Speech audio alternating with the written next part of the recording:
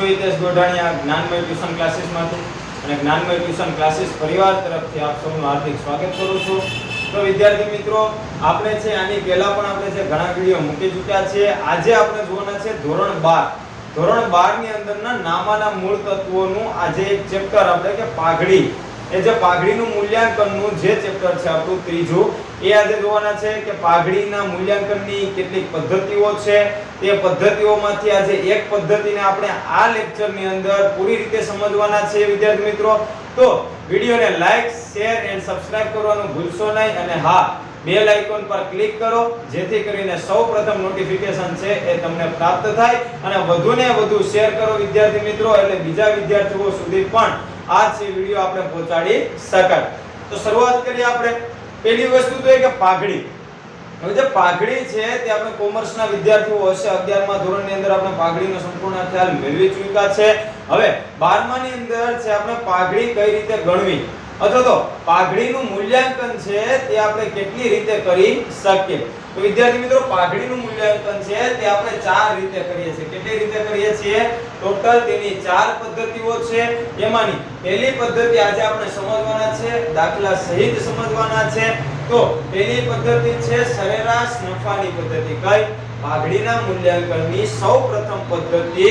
આપણે 4 પદ્ધતિઓના step by step video છે તે ચેનલની અંદર અપલોડ કરવાના છે। તો આજે સૌપ્રથમ પહેલો આપણો જે લેક્ચર છે તે સરેરાશ નફાની પદ્ધતિ। એના પછીની બીજી પદ્ધતિ છે આપણી ભારિત સરેરાશ। કઈ આવશે? તો કે બીજી પદ્ધતિ છે તે ભારિત સરેરાશ। ભારિત સરેરાશ નફાની પદ્ધતિ છે। એના પછીની ત્રીજી પદ્ધતિ આપણી આવશે અધિક નફાની। અધિક નફાની પદ્ધતિ છે અને એના પછી લાસ્ટમાં આપણી ચોથી પદ્ધતિ આવે છે નફાના મૂડીકરણની। કઈ પદ્ધતિ છે વિદ્યાર્થી મિત્રો? નફાના મૂડીકરણ। તો આ જે 4 પદ્ધતિઓ છે કે જે પાઘડીના મૂલ્યાંકન આપણે આ 4 પદ્ધતિઓ દ્વારા કરી શકીએ છીએ અને ધોરણ 12 ની અંદરના આપણા ત્રીજા ચેપ્ટરની અંદર આપણે આ 3 અને એક આ 4 પદ્ધતિઓના દાખલા આપણી પરીક્ષામાં પૂછાય છે। તો વિડિયોને અંત સુધી નિહાળજો અને હા, લાઈક, શેર અને સબસ્ક્રાઇબ કરવાનું ભૂલશો નહીં। તો દાખલાની શરૂઆત કરીએ આપણે। જોઈ વિદ્યાર્થી મિત્રો, પહેલો દાખલો આપણને શું કહે છે કે ભાઈ નીચેની માહિતી પરથી રામ અને શ્યામની ભાગીદારી પેઢીની પાઘડીની કિંમત છેલ્લા 5 વર્ષના સરેરાશ નફાની 3 વર્ષની ખરીદીના આધારે ગણવાની છે। ધ્યાન એ રાખવાનું છે કે છેલ્લા 5 વર્ષનું આપણે પહેલા સૌપ્રથમ મેળવવો પડશે સરેરાશ નફો, કેમ કે આપણી પદ્ધતિ જ કઈ છે? સરેરાશ નફાની પદ્ધતિ। એટલે પહેલું સ્ટેપ આપણું શું થશે? તો કે આપણે સરેરાશ નફો મેળવશું। શું મેળવશું? સરેરાશ નફો। ત્યારબાદ કેટલા વર્ષની ખરીદીના આધારે કીધું છે આપણને? તો કે 3 વર્ષની। કેટલા વર્ષની? 3 વર્ષની। તો નેક્સ્ટ આપણે 3 વર્ષની ખરીદીના આધારે છે તે પાઘડીનું મૂલ્યાંકન કરવાનું છે। તો જોઈએ આપણે સૌપ્રથમ આપણને નફો કેટલો આપેલો છે તો કે પહેલા વર્ષની અંદર આપણને 2 લાખ આપેલા છે, પછી બીજા વર્ષે છે તે 2,10,000 છે, એના પછીમાં તમને 1,90,000 આપેલા છે, ત્યારબાદ છે 2,15,000 આપેલા છે, નેક્સ્ટ તમને 2,20,000 આપેલા છે। તો પહેલા તો આપણે આ સરેરાશ નફો શોધવી, તો પહેલા નફાનો આપણે શું કરશું? કુલ સરવાળો કરશું। તો નફાનો કુલ સરવાળો કરીએ તો આપણે પહેલા તો આ 0 0 0, પછી 5, પછી 9 ને 10, 11 ને 2 13, 13 નો તગડું, બધી પેલી 1 2 ને 2 4 ને 5 ને 6 ને 2 8 ને 2 10, એટલે કેટલો નફો થયો? તો કે 10,35,000। એ શું આવ્યો? તો કે આપણો કુલ નફો। કુલ નફો આપણને કેટલો આપેલો છે? તો કે ભાઈ 10,35,000। આ જે કુલ નફો આપેલો છે, આપણે કુલ નફાને ધ્યાનમાં નથી લેવાનો, પણ કુલ નફાને આધારે આપણે કોને શોધવાનું છે? તો કે સરેરાશ નફો। શું શોધવાનું છે વિદ્યાર્થી મિત્રો? સરેરાશ નફો શોધવાનો છે। તો તેનો આપણે આ દાખલો ગણવો હોય ને તો આપણે 2 સૂત્રોની જરૂર પડે। એમાં સૌપ્રથમ આપણે કેનું? તો કે સરેરાશ નફો। તો સૌપ્રથમ આપણે સરેરાશ નફાનું સૂત્ર જોઈએ કે સરેરાશ નફો બરાબર આપેલ કુલ નફો છેદમાં કુલ વર્ષો, એટલે અથવા તો કુલ વર્ષોની સંખ્યા। રેડી? તો આ રીતે છે તે આપણે દાખલો કરવાનો છે. તો સૌપ્રથમ આપણે શું કરવાનું છે તો કે ભાઈ આપણને કેટલો નફો આપેલો છે, કુલ આપણે સરવાળો કર્યો એ પ્રમાણે કુલ નફો કેટલો છે તો કે 10,35,000 કેટલો છે 10,35,000 એને ભાગ્યા કુલ વર્ષ કેટલા છે તો કે 1 2 3 4 ને 5 તો 5 વર્ષ આપણને કીધેલું છે કે 5 વર્ષનો નફો આપેલો છે. તો 5 વડે આપણે ભાગાકાર કરીએ એટલે પહેલા તો 10 ને 5 એટલે 2 થયા 2 લાખ અને બીજા 35 આરે 5 એટલે 7,000 એટલે 2,07,000 રૂપિયા. આ છે આપણો શું આવ્યો વિદ્યાર્થી મિત્રો સરેરાશ નફો. શું આવ્યો સરેરાશ નફો. તો રીતે આપણે પહેલા જોઈએ કે પહેલા આપણને આ દાખલાની રકમ આપેલી છે તે દાખલાની રકમ ઉપરથી આપણે શું મેળવ્યું તો કે કુલ નફો. શું મેળવ્યું કુલ નફો. કુલ નફો આપણને કેટલો આપેલો છે સૌપ્રથમ સ્ટેપ આપણે એ કરવાનું કે કુલ નફો શોધવાનો છે. તો કુલ નફો આપણને કેટલો આપવામાં આવ્યો 10,35,000. હવે જે આ કુલ નફો છે તેના આધારે આપણે શેની શોધ કરશું તો કે સરેરાશ નફો. કયો શોધવાનો છે આપણે સરેરાશ નફો, કેમ કે આપણી પદ્ધતિ જ સરેરાશ નફાની છે એટલા માટે સૌપ્રથમ આપણે સરેરાશ નફો. તો સરેરાશ નફાનું સૂત્ર તો કે આપેલ કુલ નફો છે એમાં કુલ વર્ષોની સંખ્યા. તો કુલ નફો કેટલો છે તો કે 10,35,000 ભાગ્યા કુલ વર્ષો કેટલા છે તો કે 5 તો આપણે ભાગ્યા 5 એ બંનેનો ભાગાકાર કરો એટલે કેટલા આવે 2,07,000. તો આ આપણને સરેરાશ નફો મળી ગયો એટલે આપણું પહેલું સ્ટેપ છે એ વિદ્યાર્થી મિત્રો ક્લિયર થઈ ગયો. હવે આપણે ડાયરેક્ટ શું શોધવાનું છે તો કે પાઘડી. શું શોધવાનું છે પાઘડી. તો પાઘડીનું સૂત્ર છે પાઘડીનું સૂત્ર આપણે શું થાય તો કે ભાઈ પહેલા તો સરેરાશ નફો શું મૂકવાનું સરેરાશ નફો એને ગુણ્યા ખરીદીના કુલ વર્ષો. કેના મૂકવાના ખરીદીના કુલ વર્ષો. તો હવે અહીંયા તમને ખરીદીના કુલ વર્ષો કેટલા આપ્યા છે વિદ્યાર્થી મિત્રો 3. કેટલા આપ્યા છે તમને 3 વર્ષની ખરીદીના આધારે ગણવાના છે.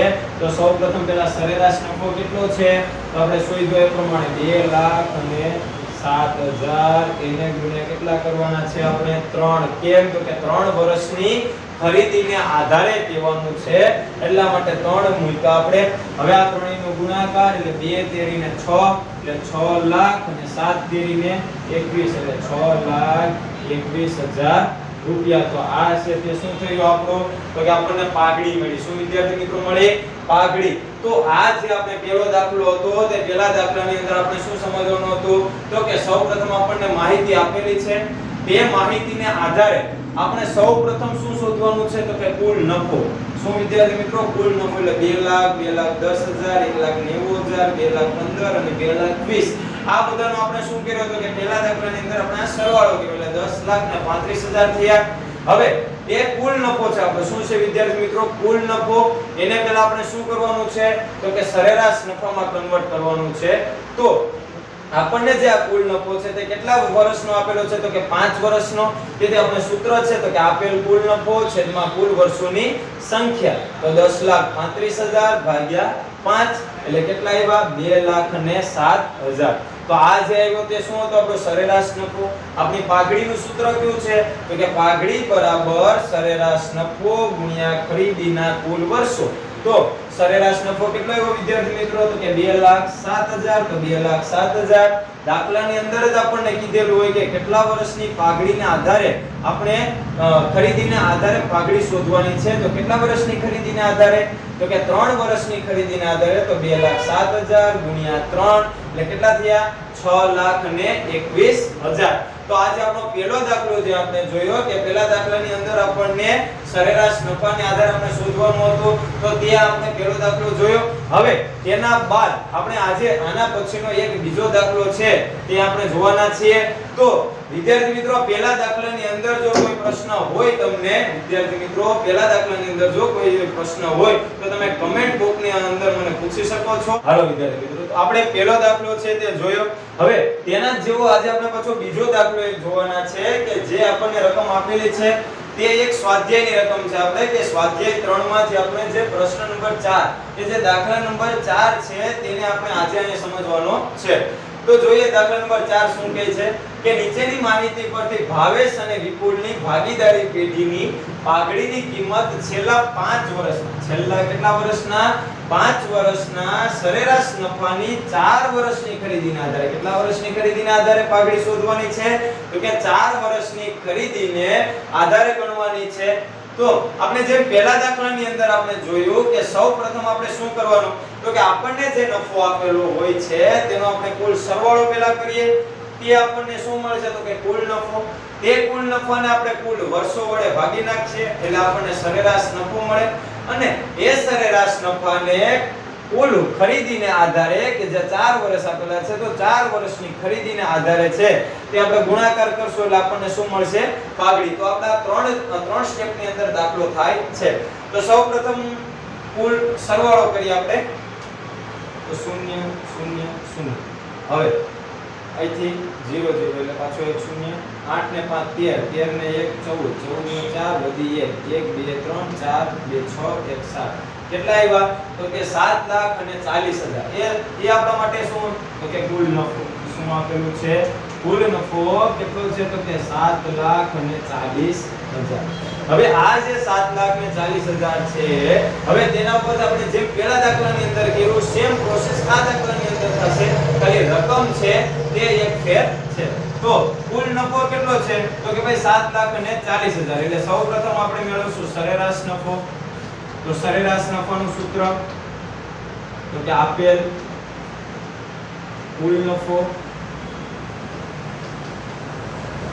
છેદમાં કુલ વર્ષ શું છે કુલ વર્ષ તો કુલ પ્રોફિટ કેટલો આપણને આપેલો છે નફો તો કે ભાઈ 7,40,000 તો 7,40,000 છેદમાં કુલ વર્ષ કેટલા છે તો કે 5 વર્ષ 1 2 3 4 અને 5 એટલે 7,40,000 ભાગ્યા કેટલા કરશું આપણે 5 હવે જે આ 7,40,000 ભાગ્યા 5 કરીએ એટલે પહેલા તો 7 ને આપણે ભાગીએ એટલે 14 5 70 એટલે 1,40,000 એના પછી 40 ભાગ્યા 5 કરો એટલે 8 5 40 એટલે કેટલા આવશે તો કે ભાઈ 7,40,000 ભાગ્યા એટલે 1,48,000 આ છે આપણા માટે શું થયું કે ભાઈ તો કે સરેરાશ નફો છે શું છે વિદ્યાર્થી મિત્રો સરેરાશ નફો છે એ આપણો કેટલો આવ્યો તો કે ભાઈ 1,48,000 તો અહીંયા આપણે 7 લાખ છે તો 7 લાખના 5 ભાગ પાડો એટલે 14 5 70 એટલે 1,40,000 બીજા 40,000 છે તેના 5 ભાગ પાડો એટલે 8 5 ને 40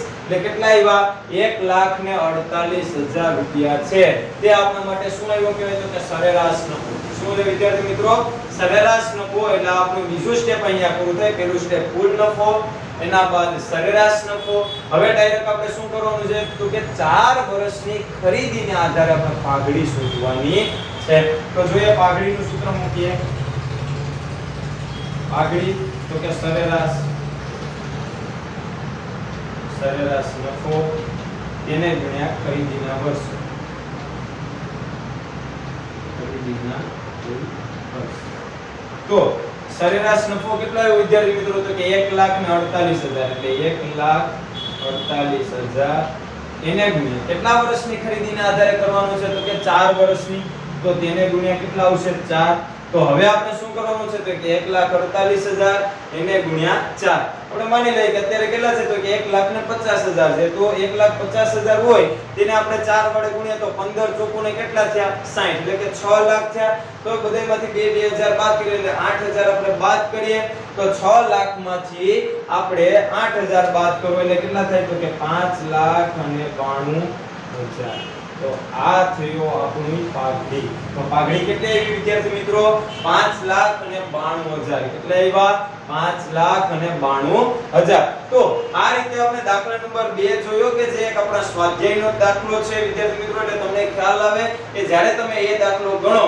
ત્યારે જો તમને સમજ ના આવે તો તમે આના દ્વારા પણ તમે સમજી શકો છો તો હવે આપણને પહેલી પદ્ધતિ દ્વારા જો આપણને સરેરાશ નફાના આધારે જો દાખલો ગણવાનો કે વિદ્યાર્થી મિત્રો તો સૌપ્રથમ આપણે 3 સ્ટેપ યાદ રાખવાના છે કેટલા વિદ્યાર્થી મિત્રો 3 સ્ટેપ કે સૌપ્રથમ આપણને જે નફો આપેલો છે જો આની અંદર આપણને નફો જ આપેલો છે તો કે કોક દાખલાની અંદર હશે કે તમને ખોટ આપેલી હોય શું આપેલી હોય ખોટ તો નફો હોય તેનો સરવાળો કરી નાખવાનો ખોટ છે તેનો શું કરી નાખવાની બાદબાકી એટલે આપણને શું મળે છે તો કે કુલ નફો. એટલે સૌપ્રથમ પહેલું સ્ટેપ કયું તમારે કરવાનું તો કે કુલ નફો શોધવાનો. ત્યારબાદ બે કુલ નફાને કુલ વર્ષો સાથે શું કરવાનું તો કે ભાગાકાર. એટલે બીજું સ્ટેપ તમારું કયું મળશે તમને સરેરાશ નફો. હવે સરેરાશ નફો જો તમને મળી જાય ત્યારબાદ સીધું 3 વર્ષ કે 4 વર્ષ જે તમને આપેલા હોય એટલા વર્ષની ખરીદીને આધારે તમારે પાઘડી ગણવાની છે. તો અહીંયા આપણને 4 વર્ષની ખરીદી કીધી તો આપણે 4 વડે તેનો ગુણાકાર કર્યો. એટલે આ રીતે તમારે 3 સ્ટેપની અંદર છે તે તમારો સરેરાશ નફાની પદ્ધતિએથી દાખલો છે તે ગણવાનો છે વિદ્યાર્થી મિત્રો. તો આજના લેક્ચરની અંદર આપણે બે મહત્વના દાખલા સમજ્યા કે એક આપણે ઉદાહરણ સમજ્યા, તેના ઉપરથી એક આપણે સ્વાધ્યાયનો દાખલો સમજ્યા. તો આપણે આ જે બે દાખલા આપણે જે આજે જોયા કે જે સરેરાશ નફાની પદ્ધતિના હતા, તો આ બંને દાખલાઓ સમજ્યા બાદ વિદ્યાર્થી મિત્રો આ જે બે દાખલા છે તે તમને પરીક્ષાની અંદર પણ પૂછી શકાય. તો વિડિયોને લાઈક, શેર અને સબસ્ક્રાઇબ કરવાનું ભૂલશો નહીં અને હા બેલ આઇકોન પર ક્લિક કરો જેથી કરીને નવા અપડેટ તમને મળતા રહે.